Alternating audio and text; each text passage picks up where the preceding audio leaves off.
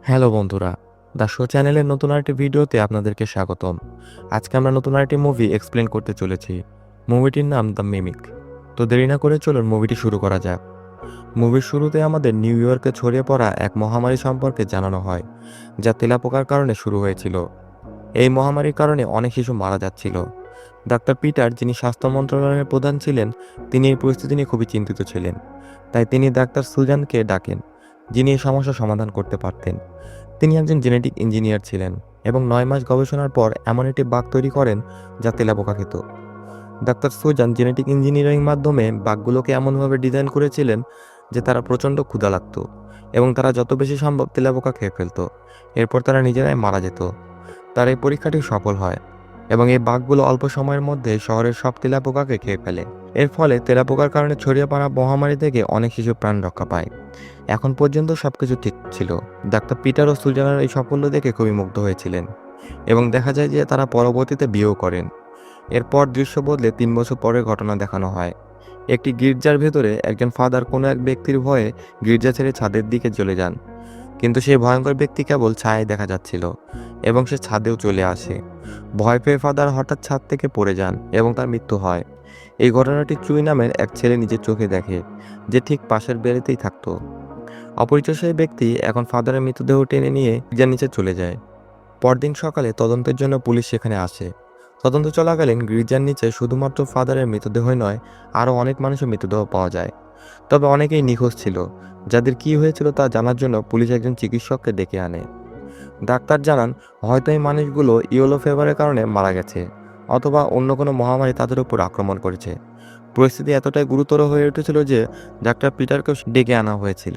Doctor Peter মনে করেন এটি কোনো নতুন মহামারী হতে পারে। এই চিন্তা থেকে তিনি পুলিশকে গির্জার সব দরজা বন্ধ করে দিতে বলেন, যাতে সংক্রমণ বাইরে না ছড়ায়। এরপর দৃশ্য বদলে আমাদের সুজানাকে দেখানো হয়। সে তখন তার ল্যাব থেকে বের হচ্ছিল। হঠাৎ তার সামনে দুটি শিশু এসে দাঁড়ায়। তারা বাগান থেকে সংগ্রহ করা কিছু পোকামাকড় ও বাঘ বিক্রি করার জন্য সুজানার কাছে এসেছিল। সুজান সেগুলো নিয়ে নেয়, কিন্তু বিশেষ মনোযোগ দেয় না। ঠিক তখনই সে লক্ষ্য করে যে একটি বক্স খুব জোরে নড়ছে। সাধারণ কোনো পোকা এত জোরে বক্স নাড়াতে পারে না। সে বিস্মিত হয় এবং বক্সটি খুলে পোকাটি বের করে। এই পোকাটি ছিল একটি ইঁদুরের আকারের বড়। তবে পোকাটির আকার দেখে সুজান যতটা অবাক হয়নি, তার চেহারা দেখে তার চেয়েও বেশি হতভম্ব হয়ে যায়। ছিল জুট বাগ, সেই বিশেষ বাঘ যা ৩ বছর আগে সে নিজে তৈরি করেছিল। কিন্তু এটা কিভাবে সম্ভব? এই বাঘগুলো তো অনেক আগে মারা যাওয়ার কথা ছিল। সুজান এই বাঘগুলো এমনভাবে তৈরি করেছিল যাতে তারা খাবার খাওয়ার পর মারা যায়। সন্দেহ দূর করতে সে তার পুরনো গবেষণার ফাইল খোলে এবং এই বাঘের ডিএনএ পরীক্ষা করে। সবকিছু মিলে যাওয়ার পর নিশ্চিত হয় যে তার বাঘগুলো এখনো বেঁচে আছে। শুধু তাই নয়, তারা ভয়ঙ্করভাবে আরো বড় হয়ে উঠেছে। চিন্তার বিষয় ছিল। ঠিক তখনই সুজান এই পোকাটির উপর পরীক্ষা চালাচ্ছিল। আমরা দেখি যে এক ব্যক্তি যার মুখ ঢাকা ছিল, তার মনোযোগ অন্যদিকে সরতেই সেই ব্যক্তি লুকিয়ে এসে সেই পোকাটিকে চুরি করে নিয়ে যায়। পোকাটি হঠাৎ হারিয়ে যাওয়ায় সুজান আতঙ্কিত হয়ে পড়ে, অর্থাৎ তৎক্ষণাৎ তার স্বামী পিটারের কাছে গিয়ে সব জানায়। পিটারকে বলে, একটি শিশু আমাকে এক বিশেষ পোকা দিয়েছিলেন যার ডিএনএ হুবহু আগের সঙ্গে মিলে যাচ্ছে, কিন্তু যখন আমি সেটা পরীক্ষা করছিলাম তখনই এটি হঠাৎ করে চুরি হয়ে যায়। এটা শুনে পিটারও চিন্তিত হয়ে পড়ে এবং সিদ্ধান্ত নেয় যে তারা এখন এই বিষয়টিকেই প্রাধান্য দিয়ে গবেষণা করবে। কিন্তু গবেষণা করার জন্য প্রথমে তাদের সেই বাঘটি খুঁজে বের করতে হবে। সুজান তখন সেই শিশুদের কাছে যায় যারা তাকে বাগান থেকে পোকামাকড় এনে দিত। সে শিশু জানায় যে সে বাঘটি স্টেশনের এক স্টোর রুম থেকে পেয়েছিল। পিটার এবং সুজান সেই স্টোর রুমটি পরীক্ষা করার জন্য সেখানে যায়। অবাক করার মতো বিষয় ছিল, তারা সেখানে অনেক জাল দেখতে পায় যা নিশ্চিতভাবে জুট বাঘেরই ছিল। এর আগে তারা জালগুলো পরীক্ষা করতে পারে, হঠাৎ এক পুলিশ অফিসার এসে হাজির হয়। অফিসার তাদের চোর ভেবে এর আগে তারা জালগুলো পরীক্ষা করতে পারে, হঠাৎ এক পুলিশ অফিসার এসে হাজির হয়। অফিসার তাদের চোর ভেবে ফেলে, কারণ তারা স্টেশনের স্টোর রুমে ঢুকে পড়েছিল। স্টোর রুমে প্রবেশ করার জন্য বিশেষ ওয়ারেন্টের প্রয়োজন ছিল, যা পিটার এবং সুজানের কাছে ছিল না। এখন পরিস্থিতি উত্তপ্ত হতে থাকে, কিন্তু সুজান পিটারকে শান্ত থাকতে বলে। পিটার তখন পুলিশ অফিসারকে বলে, ঠিক আছে, আমার কাছে পরের বার অনুমতি নিয়েই আসবো। ঠিক আছে, আমরা পরের বার অনুমতি নিয়েই আসবো। এদিকে যারা সুজানকে সবসময় পোকামাকড় এনে দিত, তাদের মনে লোভ ঢুকে যায়। তারা ভাবে যদি তারা আগের বাঘটি খুঁজে বের করতে পারে তাহলে সুজানের কাছ থেকে অনেক টাকা দাবি করতে পারবে। এই লোভের কারণে তারা একটি ছোট টানেলের ভেতর প্রবেশ করে, কিন্তু সেখানে গিয়েই তারা মুখোমুখি হয় সেই বিশাল ওভারকোট পরা মানুষের, যিনি আগেও ফাদারকে হত্যা করেছিলেন। এবার সে খুবই অদ্ভুত কায়দায় সেই দুই শিশুকেও নির্মমভাবে হত্যা করে। এরপর দৃশ্য বদলে আমরা আবার চুইকে দেখি, যে ফাদারের হত্যাকাণ্ড নিজ চোখে দেখেছিল। তার মনে কি চলছিল তা বোঝা যায় না, তবে সে জানালা দিয়ে বাইরে বেরিয়ে গির্জার ভিতরে প্রবেশ করে। পরদিন সকালে চুইয়ের বাবা যখন তাকে ঘুম থেকে উঠাতে আসেন, তখন দেখেন সে ঘরে নেই। এটা দেখে তিনি আতঙ্কিত হয়ে পড়েন এবং তাকে খুঁজতে শুরু করেন। তিনি পুলিশকেও খবর দেন এবং খুঁজতে খুঁজতে গির্জার কাছে পৌঁছে যান। এদিকে সুজান খবর পায় যে কেউ একজন খুব অদ্ভুত একটি প্রাণীর সন্ধান পেয়েছে। এই কথা শুনে সে দ্রুত সেখানে ছুটে যায় এবং দেখে একটি বিশাল বাঘ মাটিতে পড়ে আছে। এর আকার প্রায় একটি কুকুরের সমান ছিল। ডাক্তারদের মতে বাঘটির সমস্ত অঙ্গ প্রত্যঙ্গ সচল ছিল এবং এটি কোনো সাধারণ পোকা নয়। এটি ছিল এমন এক অদ্ভুত প্রাণী যা পুরো কলোনির মধ্যে বসবাস করত। অর্থাৎ এই প্রাণীগুলো শুধু একা নয়, বরং তারা বিশাল সংখ্যায় একসঙ্গে বসবাস করত। এটা জানার পর সুজান ভীষণ অবাক হয়ে যায়। সে তার এক সহকর্মীকে এই বিষয়ে গবেষণা চালিয়ে যেতে বলে এবং নিজে পিটারকে খবর দিতে যায়। এদিকে পিটারও তার এক সহকর্মীকে নিয়ে সাবওয়ে স্টেশনের একই টানেলে গবেষণা করতে গেছে, যেখানে আগে জুটবাগ পাওয়া গিয়েছিল। আমরা দেখি সুজান অনেকক্ষণ ধরে সাবওয়ে স্টেশনে বসে পিটার এবং তার দলের জন্য অপেক্ষা করছিল। যতক্ষণ তারা ফিরে আসেনি ততক্ষণ সে সেই বিশাল প্রাণীর ছবি দেখে তার সম্পর্কে বোঝার চেষ্টা করতে থাকে। রাত গভীর হয়ে আসে এবং ধীরে ধীরে স্টেশন একেবারে ফাঁকা হয়ে যায়। সুজানও এখন এখান থেকে চলে যাওয়া উচিত ছিল, কিন্তু সে যায়নি। হঠাৎ সে একটা ছায়া লক্ষ্য করে, একজন হুডি পরা মানুষের ছায়া। সুজান তার কাছে গিয়ে সময় জানতে চাইলে সেই ব্যক্তি কোনো উত্তর দেয় না। এতে সুজান ভয়ে লাগতে শুরু করে। সে দ্রুত ঘুরে দাঁড়ায় এবং সাবওয়ে স্টেশন থেকে বেরিয়ে যেতে চায়, কিন্তু তখনই সেই ব্যক্তি পিছন ফিরে তাকায়। আর এখানে একটা বিশাল টুইস্ট প্রকাশ পায়।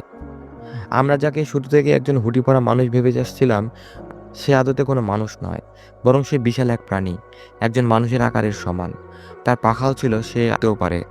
এরপর সে উড়ে এসে সুজানের উপর ঝাঁপিয়ে পড়ে এবং তাকে তুলে নিয়ে একটি নির্দিষ্ট টানেলের ভিতরে নিয়ে যায়।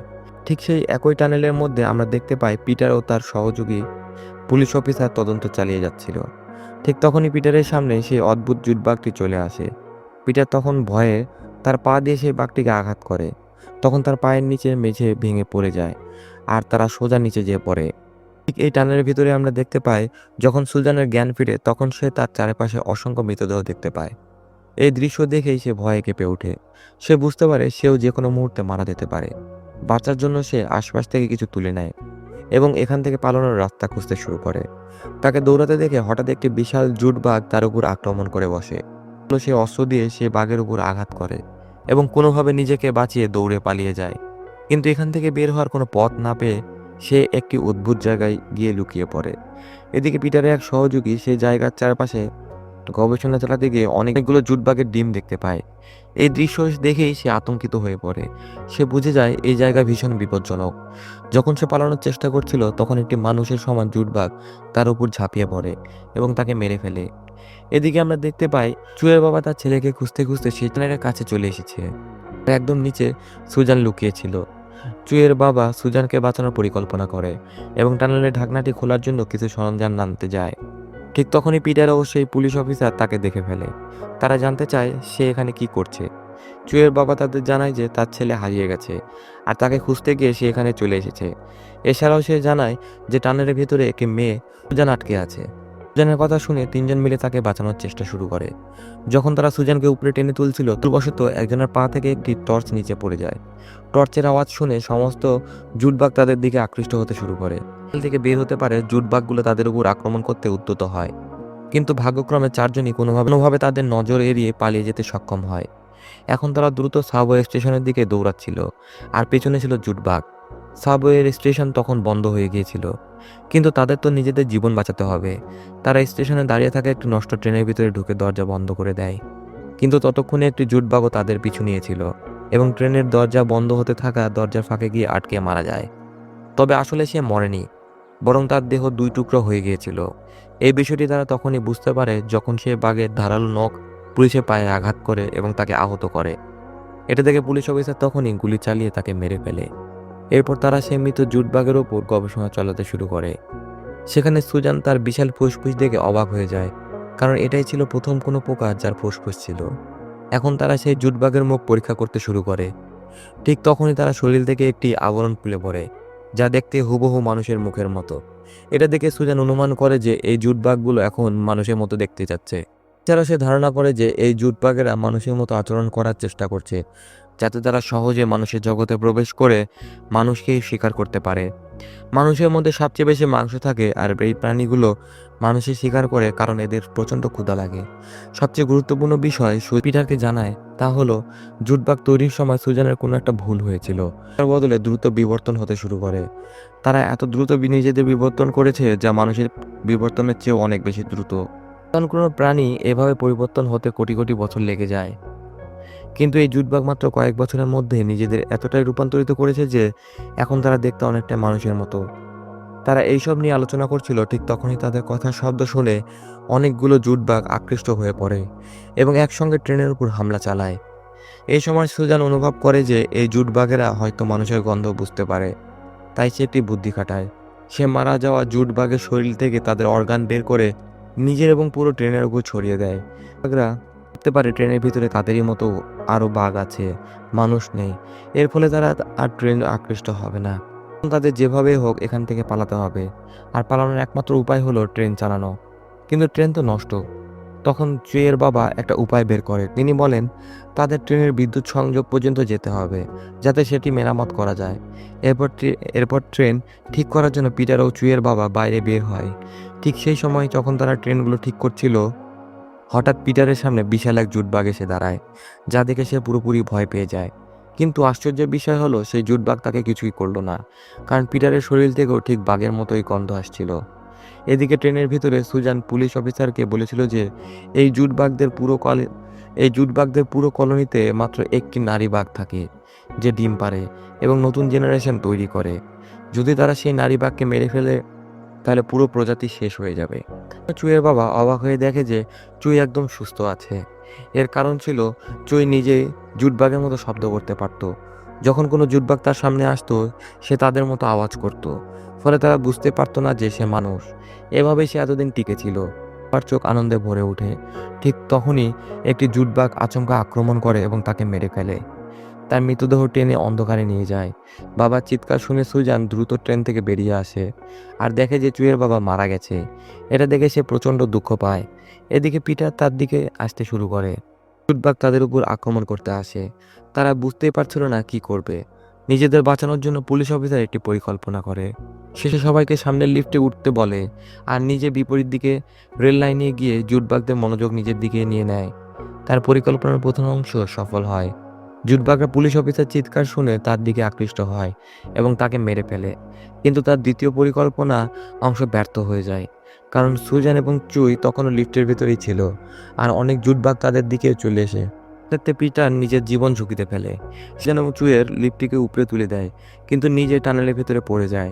এদিকে লিফটটি কোনো কারণে কাজ করা বন্ধ করে দেয় এবং দ্রুত নিচের দিকে পড়ে যায়। নিচে থাকা এক বিশাল জুটবাগ লিফটের ধাক্কায় পিষে মারা যায়। সুজান আর চুই ভীষণ ভয় পেয়ে যায়। অন্যদিকে পিটার যখন টানেলের ভেতরে যায়, তখন সে দেখে সিলিংয়ে বিশাল বিশাল জালের মতো কিছু আছে, যার ভেতরে অনেক জুটবাগ আটকে আছে। সেখানে একটি গ্যাস পাইপলাইনও ছিল। এটা দেখে পিটারের মাথায় একটা পরিকল্পনা আসে। সে একটি কুঠার নিয়ে সেই গ্যাস পাইপলাইন ভেঙে ফেলে। তার পরিকল্পনা ছিল পুরো টানেলটিকে ধ্বংস করে দেওয়া। কিন্তু সমস্যা হয় তার লাইটার কাজ করছিল না। তাই সে হাতুড়ি দিয়ে লোহার উপর জোরে জোরে আঘাত করতে শুরু করে, যাতে স্পার্ক তৈরি হয় এবং আগুন ধরে যায়। তার পরিকল্পনা সফল হয়। একটি ছোট্ট স্পার্ক পুরো টানেলকে বোমার মতো বিস্ফোরিত করে ফেলে। এমনকি বিস্ফোরণের ধাক্কায় টানেলের বাইরের রাস্তাও দেখা যায়। অনেক গাড়ি ও বিল্ডিংয়ে আগুন ধরে যায়। এই বিস্ফোরণে সমস্ত জুটবাগ মারা যায়। কিন্তু এরপর দৃশ্য স্টেশনের উপরের অংশ দেখানো হয়, যেখানে সুজান এবং চুইয়ের সামনে সেই নারী জুটবাগ এসে দাঁড়ায়, যাকে মারাই ছিল সবচেয়ে গুরুত্বপূর্ণ। সে চুইয়ের দিকে হামলা করতে এগিয়ে আসে। এখানে সুজান তার হাত কেটে রক্তের গন্ধ ছড়িয়ে দেয়, দিকে আকৃষ্ট হয়ে আসে। এতটুকু সময়ের মধ্যে সুজানের সামনে আসা একটি ট্রেন দেখতে পায়। তার মাথায় একটি ধারণা আসে। ট্রেনের রাস্তায় চলে যায় এবং জুটবাগ তাকে ধরতে চলে আসে। ঠিক যখন ট্রেন তাদের কাছাকাছি আসছিল, সুজান দ্রুত লাইন থেকে লাফিয়ে পড়ে এবং সেই মহিলা জুটবাগ ট্রেনের নিচে পড়ে মারা যায়। জুটবাগদের কাহিনী শেষ হয়ে যায়। এখন কিছুটা হালকা অনুভব করছিল, কারণ সে পৃথিবীকে একটি বিশাল বিপদ থেকে বাঁচিয়েছিল। এই সমস্ত ঘটনার মধ্যে তাকে মনে হচ্ছিল যে পিটার অর্থাৎ তার স্বামী মারা গেছে। টুইস্ট আসে যখন দেখা যায় যখন সে জায়গায় ব্লাস্ট করছিল, তখন সে সোজা স্যাভেজে পানির মধ্যে ঝাঁপ দিয়ে বেঁচে যায়। যখন সে টানেল থেকে বের হয়ে আসে, সুজান মনে করে যে তাকে একটি নতুন জীবন দিয়েছে। এরপর দুজনে একে অপরকে দেখে খুবই খুশি ছিল এবং তারা সিদ্ধান্ত নেয় ছোট ইঁদুরটিকেও তাদের সাথে রাখবে এবং তারা একসাথে থাকতে শুরু করে।